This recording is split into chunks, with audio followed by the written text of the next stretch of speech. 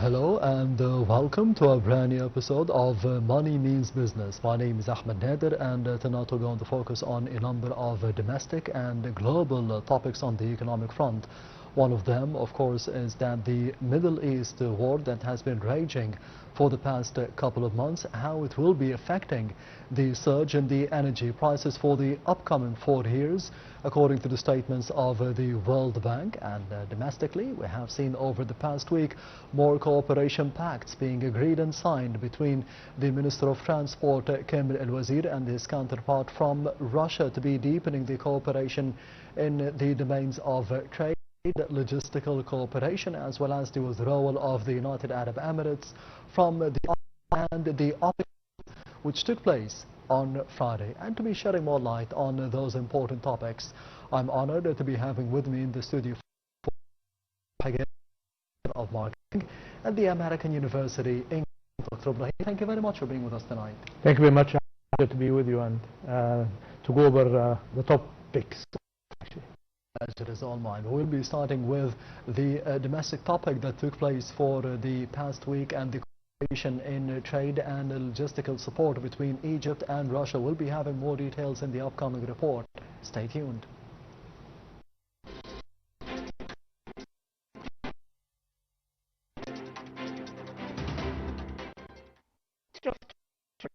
He signed a memorandum of understanding with the Russian president and chairman of the Russian Maritime Board, Nikolai Patrushev, to improve cooperation in maritime trade. The aim is developing a roadmap to look at maritime industries in link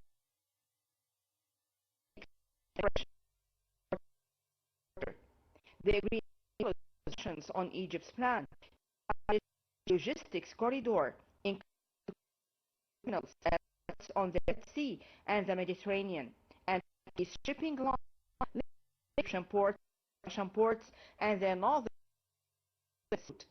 The corridor would pass through rail zones, dry port, and logistic areas supported by industrial and logistics hubs. These zones are expected to handle industrial, petroleum, and grain products, while expanding lines would facilitate the transport of Russian goods to Egyptian ports. The plans were discussed at a meeting attended by El-Wazir and Patrushev, as well as Igor Levitin and representatives of Russian maritime and transport companies. Egypt is also seeking to expand partnerships in port development, railways, and logistics to improve supply chain efficiency and reinforce its role as a transit hub linking Africa, the Middle East, and Europe via the Suez Canal. Regional conflict routes in Horn is considering establishing shipbuilding and maintenance of its merchant fleet, alongside plans to localize shipyard construction, design, and marine equipment manufacturing. Further plans include developing a roadmap for joint projects, maritime transport and shipbuilding, establishing a research center focused on oil, grain, and natural gas, expanding cooperation in transport and logistics, and increasing the number of Egyptian-flagged vessels. Egypt and Russia have expanded cooperation over the past decade in the energy, industrial, and infrastructure sectors, including Al-Dab'a nuclear power plant being built by Rosatom and the planned Russian industrial zone in the Suez Canal economic zone to support manufacturing and exports.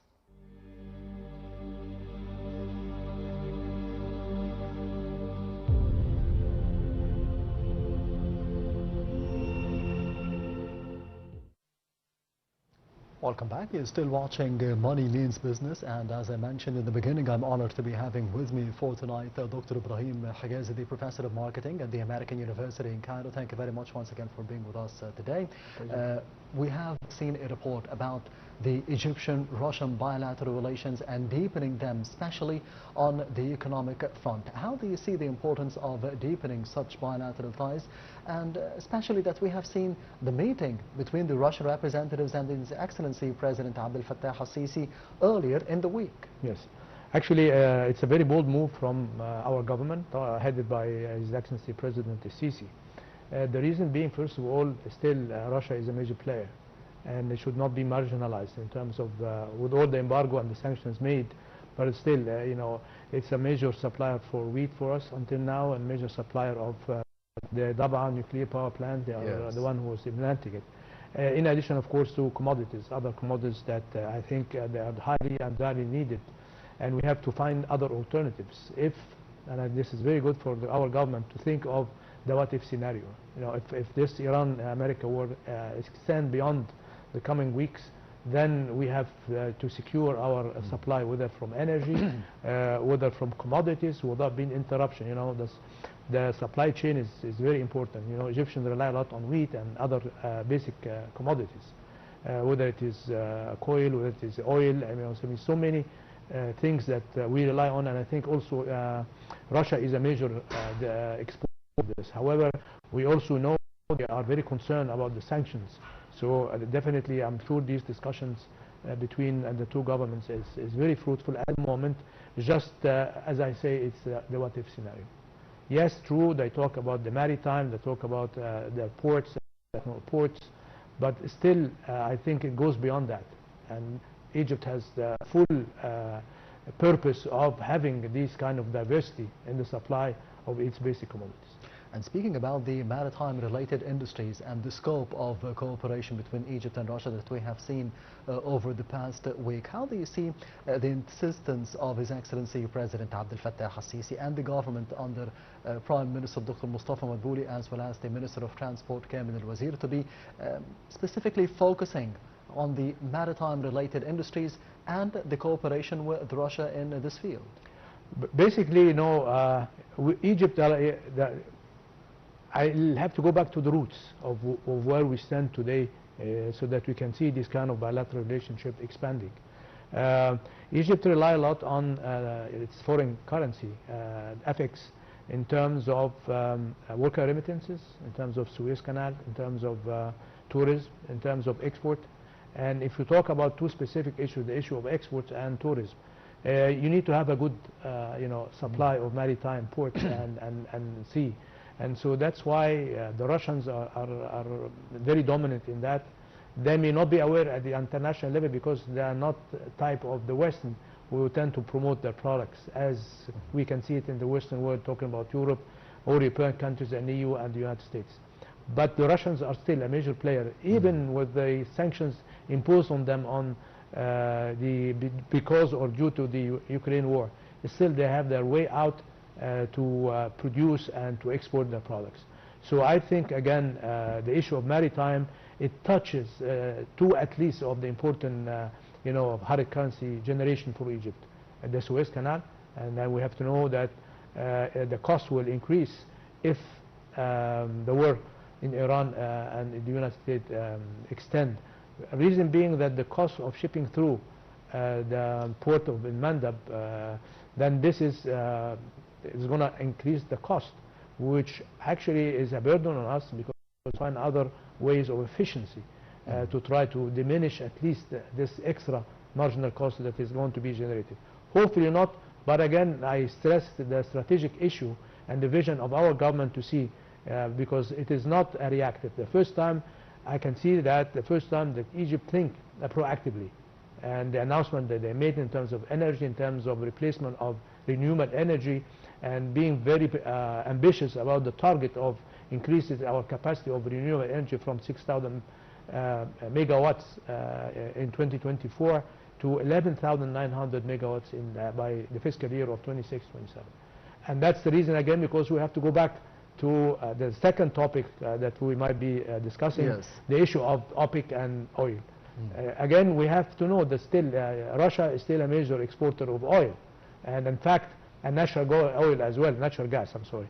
And in fact, even the European Union, with all the frictions and tension between them and the Russians, they still started to import again the natural gas from Russia. And so there is no reason why not to try to open contact and to open communications. And by the way, the Russian delegation is very supportive. I have the honor of meeting some of the members this coming days, Yes. because we are also thinking as Egypt versus private sector-wise, thinking of enlarging, and that's the purpose of the mission, not just to meet with the government and the president, but also to tap the waters and try to feel partnership with the Egyptians. So I have the pleasure of meeting members of the delegation in the coming days. And speaking of waters, you mentioned the Suez Canal, Doctor, because Russia is a major player in the Suez Canal economic zone and investing in the Suez Canal economic zone, as we have seen the SCC zone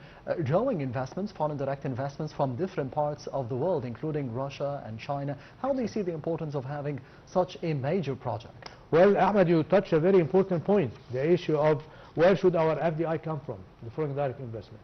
A couple of years ago until last year, we relied a lot on Arab countries, Gulf specifically, Qatar, Saudi Arabia, and UAE, in terms of our hard currency or foreign direct investment. And we saw this in Ras Al Hikma and other projects, which help us to reach the central bank hard currency reserve, yes, exceeding the 52 billion. However, we have to know that, unfortunately, our income by export and the likes, like tourism and the Suez Canal, also have decreased. And now I think the Gulf countries are focusing more in terms of stabilizing their economies. So they are, what happened, definitely it affected them in terms of economy, but still they have a good reserve of oil, and they have good potential of production of oil and exporting as well. But for now, as we can see, the picture is not that clear. So Egypt has a dual reason to focus on diversifying its foreign direct investment. Where else better than China and the Russians to stretch our and increase the exchange of economic project at the Suez Canal free zone. From global front, and the main top stories for today, they focus on those statements. One of them from the World Bank, which stated that the Middle East war to trigger the sharpest energy surge in 4 years. In the latest commodity markets outlook, the World Bank projected that the overall commodity prices will rise by 16% in 2026, driven by the surging energy and fertilizer costs and record highs in the key metals. The Washington-based lender warned that the shock is already having serious implications for the jobs and development. The World Bank described the disruption of energy infrastructure and the shipping through the Strait of Hormuz, through which around 35% of the global seaborne crude oil passes, as an unprecedented oil supply shock.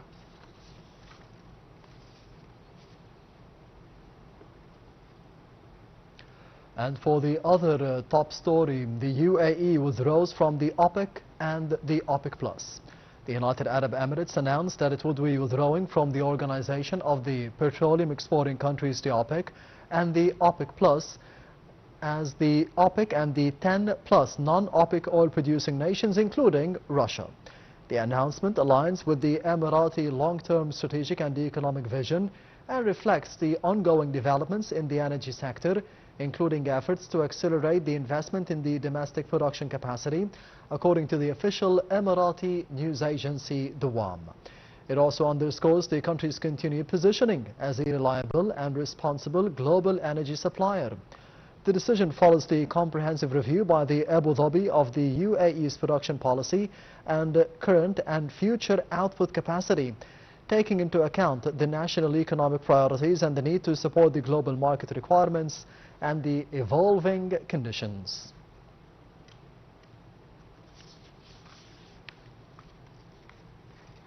Dr. Ibrahim, how do you see this announcement by the United Arab Emirates and its future implications on the global economy and the oil prices? It's a shock for me, actually, because what I heard in the news also regarding, the withdrawal of Abu Dhabi and the UAE in general is a shock, because what they mentioned, I'm not sure is it a rumor or is it an official announcement, but I heard it in a couple of news sites and channels.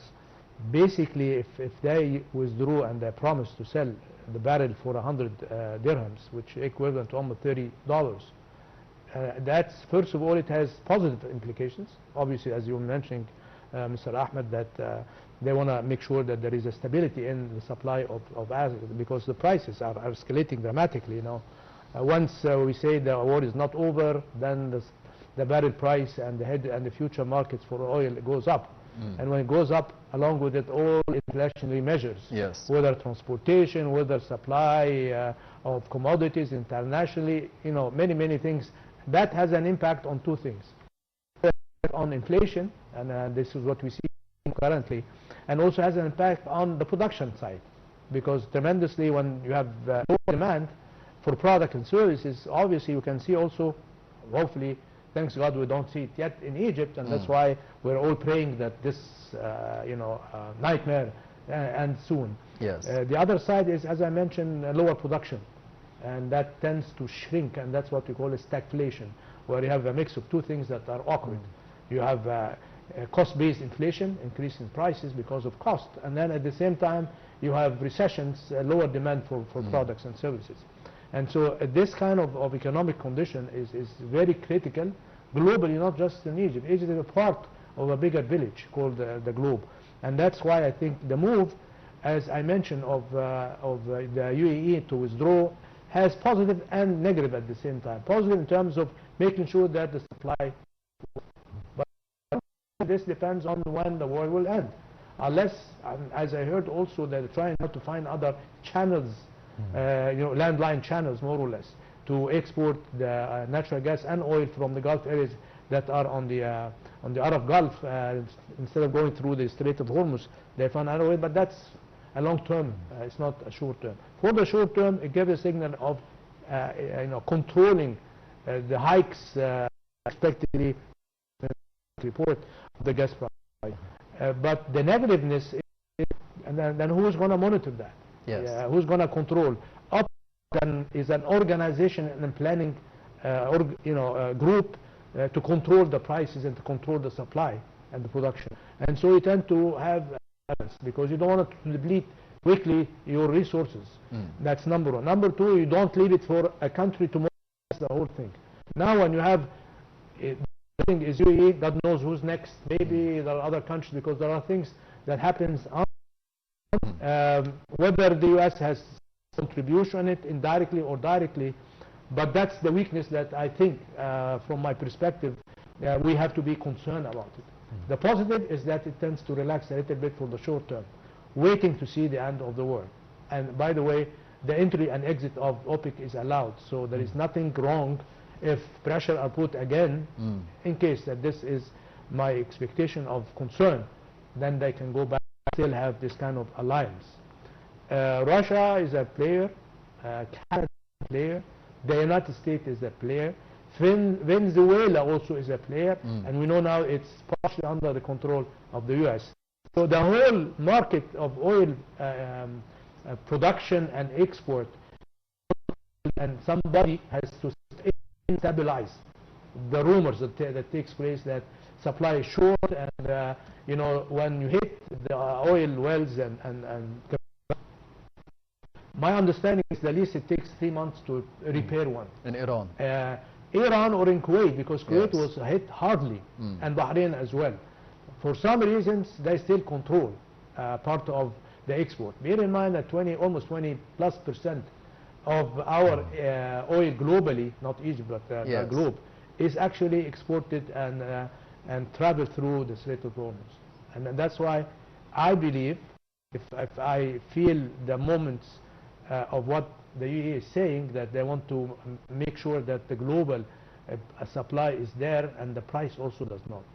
If that 100, and that means $30 per barrel versus, truly it was at certain point 60 to 90, but that means those who are going to be digging deep inside the underground to get the oil exploration, it's not going to be economically unfeasible, because you cannot hit and beat that price here. Again, the expert should tell us, the oil expert, but from an economic perspective, it has the positive and negative. According to the statements from the official Emirati news agency, that this decision was taken according to the long-term vision on the strategic and the economic fronts for the benefit of the United Arab Emirates. Do you think that it had nothing to do with the war? I'm sure. Yeah, I'm sure it has. You know, was affected by the war. being ex-member of our beloved parliament. Yes. In politics, and you can see it even with Trump, you know, sometimes you say something to calm and give reason why you do that. But deep inside there are other reasons we may never know except later in our lives. Truly, they took the long-term vision, but bear in mind they are badly affected by what is happening in the Gulf area right now. Whether I'm talking about UAE, we are talking about Kuwait, Bahrain, Qatar, they are all affected, and staying long in that war is not going to be beneficiary for them, because their economies rely to a great extent on the petrochemical industries and of course the main source, which is natural gas and oil.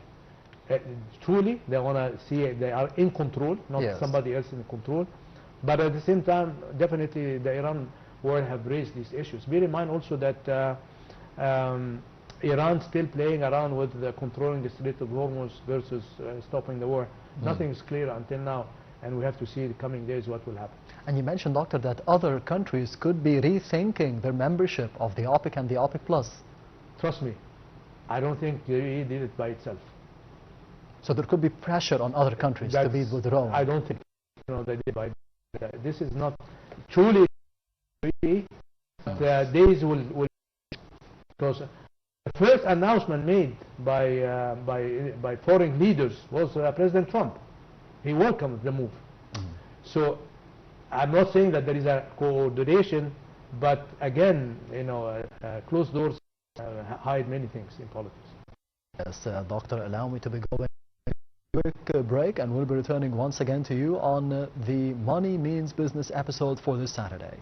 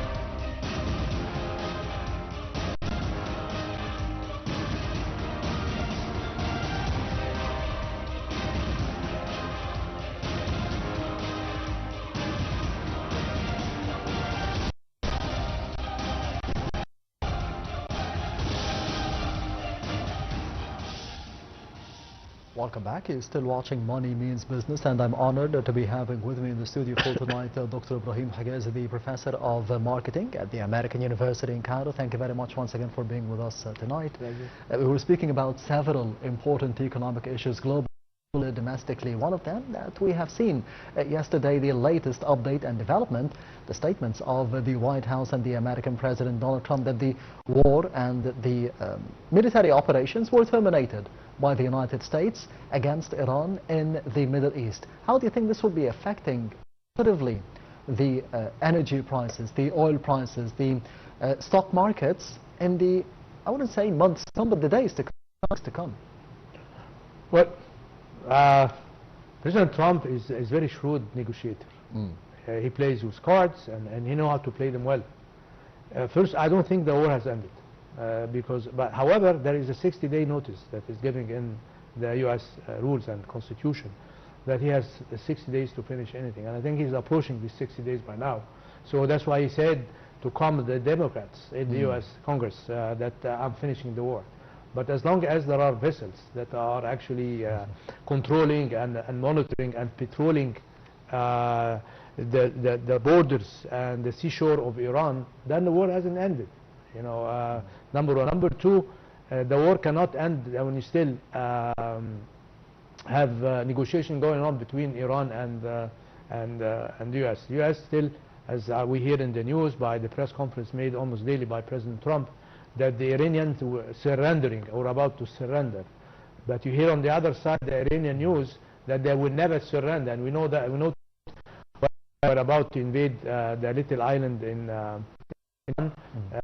The president of Iran said in one of the news press or conferences, he mentioned that we allocated almost 18 million people to defend the islands and Iran. So you hear the two sides, and you know that it's still behind doors negotiation going on. But we assume that this is what will happen, then things will get better.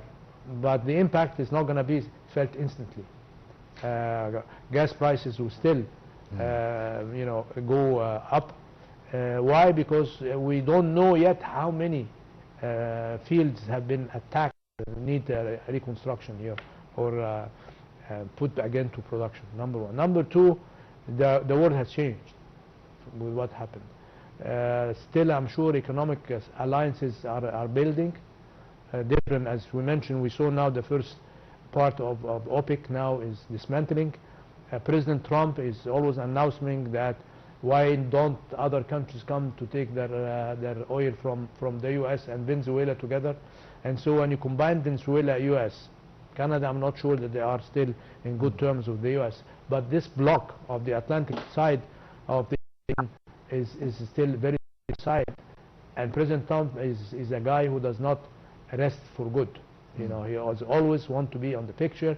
He wants to see the power and the almighty of the U.S. military. And so, again, if we take the scenario that the war will end, then we're going to see what are the consequences. Not about prices, because prices definitely will go down. Stock market and commodity prices do actually change by announcement, especially by President Trump. But at the same time, the supply itself would not change. So we don't know yet what's the level of supply that is ready for exporting again.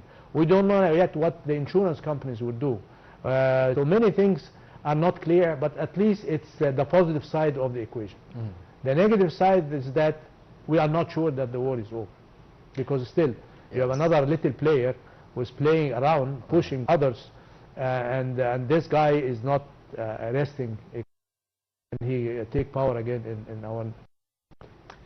If the war is not over, in your opinion, Dr. Ibrahim, do you think that it will be escalating in terms of the military operations and striking the bridges and the oil wells in Iran, according to the statements of President Donald Trump, or on the other hand, an economic blockade against Iran? No, I think war, the issue being ground war is not going to happen, because if it got to happen, attack the island,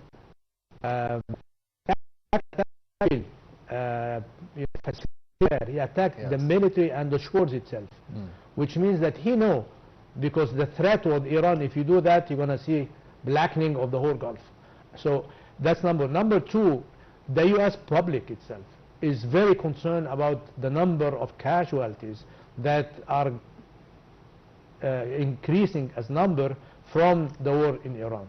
And so with the coming of the mid-election of the Congress by November of this year, the president will be his poll in favor or not, and his poll is down. He's a shrewd politician, that he knows this is not the way to go. Embargo will stay. Maybe they focus on more sanctions by the European countries. Negotiation is still going on to gain this kind of extension. I think he needs that. He needs that the feel that we are still negotiating, we are still extending. But for how long?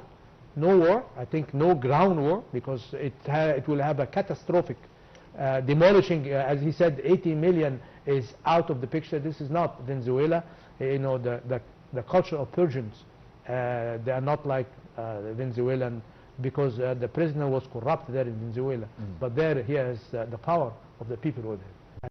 By itself is enough for anybody to sustain the harsh times, like we did in Egypt when we supported our president during the revolution. Yes, and speaking about the European bilateral ties with the United States, yesterday we have seen statements by the American President Donald French President Emmanuel Macron, and that he will be elevating the tariffs against France and Germany because they did not support him during the war against Iran. How do you see, after, I wouldn't say at the end of the war, but maybe right now, after the statements that we have seen of terminating the war, the future allies between the European Union and the United States, between the NATO and the United States as well? Yeah. First of all, the relationship between President Trump and Europe is basically the hate and love relationship, and especially with President Macron. You know, it is. I don't take President Trump words for granted. He plays with his cards, and he just threw the card to see what's the feedback. Why? Because there will be other retaliations. And I don't know whether you heard the speech by King Charles in the U.S. Congress. The guy was very, very delinquent. Yes. Especially when if it weren't for you, he would have been speaking French by now. But that he's saying, well, you know, you have the chorus for any orchestra to play, and Europe is the United is maestro. Truly, we can see that, project on that. But and the NATO and the European Union and the European countries, I think the UK, are the chorus for the United States. It's a game, it's a political game, and they understand. They do not, you know, attack President Trump directly. You know, it happened also with the Prime Minister of England at the same time. Yeah, they know how to deal with President Trump. Yes, and finally, Doctor, because you mentioned that we support our president and we support our government, especially during those tough global economic times and the war between the United States and Israel and Iran, but not just in this incident and this war. According to the statements of His Excellency President Abdel Fattah al-Sisi, for the past 4 or 5 years we have seen one economic global trouble after the other. The COVID-19, for example, in 2019, 2020, the Russian-Ukrainian conflict, which is still going on until now, and the Gaza Strip, the aggression by the Israeli occupation forces against the civilians there, and now, as you mentioned, Doctor, the war between the United States and Iran. How did you see the resilience of the Egyptian political leadership, the Egyptian government and the Egyptian people going through those tough times? The number one for me, of course, is the Egyptian people. Why? Because you have leadership that gives bold decisions. You've been trapped to go into war by your neighbor countries. I'm talking about Arab countries. You're talking also about you know, the state of Israel. But still, you hold your temper firm, because you strongly believe that the Egyptian government is the Egyptian public is the one that will be massively hurt if you go into a war in the battlefield. And we noticed this in 1973 when President Sadat went into the October War. He mentioned when we were in a shortage in oil, the Iranian Shah, and I remember his speech in the parliament, he said, the guy who helped Egypt during the 1973 war was the Shah of Iran, when he rechanneled the ships of oil to come to Egypt because they were to another country. And so we know, when we know the, yeah, true, we love our Arab countries, we love our, you know, molding with the Arab League and Arab countries, cultures, history, and governments. But still, we are, you know, the backbone of Arab countries. And so we have to take our decisions very slightly with going into war. And so it was a bold move to stand firm and to maintain the balance, not throwing yourself totally with the U.S. government and not throwing yourself totally with the Russians and Iran as well. So we are playing politically the right game. Balance. But this is at the expense that we are bearing the consequences of all what is happening globally for a country which is resilient enough economically to go over these, and you still, streets are open, business is going as usual, tourism is not doing bad, it's still good. Yes. You suffer, definitely, because you are not the only country that suffer.